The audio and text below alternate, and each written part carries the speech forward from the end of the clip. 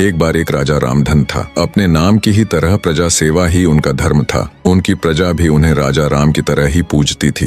राजा रामधन सभी की निष्काम भाव से सहायता करते थे, फिर चाहे वो उनके राज्य की प्रजा हो या अन्य किसी राज्य की। उनके दानी स्वभाव और व्यवहार के गुणगान उनके शत्रु राजा तक करते थे। उन राजाओं में एक राजा था भीम सिंह, जिसे राजा रामधन की इस ख्याति से ईर्ष्या थी। उस ईर्ष्या के कारण उसने राजा रामधन को हराने की एक रणनीति बनाई और कुछ समय बाद रामधन के राज्य पर हमला कर दिया। भीम सिंह ने छल से युद्ध जीत लिया और रामधन को जंगल में जाना पड़ा। इतना होने पर भी रामधन की लोकप्रियता में कोई कमी नहीं थी। हर जगह उन्हीं की बातें चलती थीं, जिससे भीम सिंह को चैन न था। उसने राजा रामधन को मृत्युदंड देने का फैसला किया। उसने ऐलान किया कि जो राजा रामधन को पकड़कर उसके सामने लाएगा वो उसे 100 सोने की दीनार देगा। दूसरी तरफ राजा रामधन जंगलों में भटक रहे थे। तब उन्हें एक राहगीर मिला और उसने कहा, भाई तुम इसी जगह के लगते हो, क्या मुझे राजा रामधन के राज्य की तरफ का रास्ता बता सकते हो? राजा रामधन ने पूछा, तुम्हें क्या काम है राजा से? तब राहगीर ने कहा,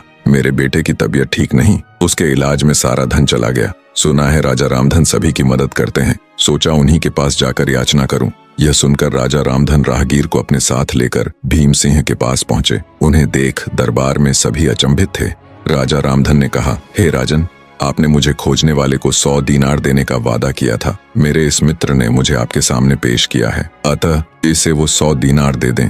ये सुनकर राजा भीम सिंह को एहसास हुआ कि राजा रामधन सच में कितने महान और दानी हैं और उसने अपनी गलती को स्वीकार किया। साथ ही राजा रामधन को उनका राज्य लौटा दिया और सदा उनके दिखाए रास्ते पर चलने का फैसला किया।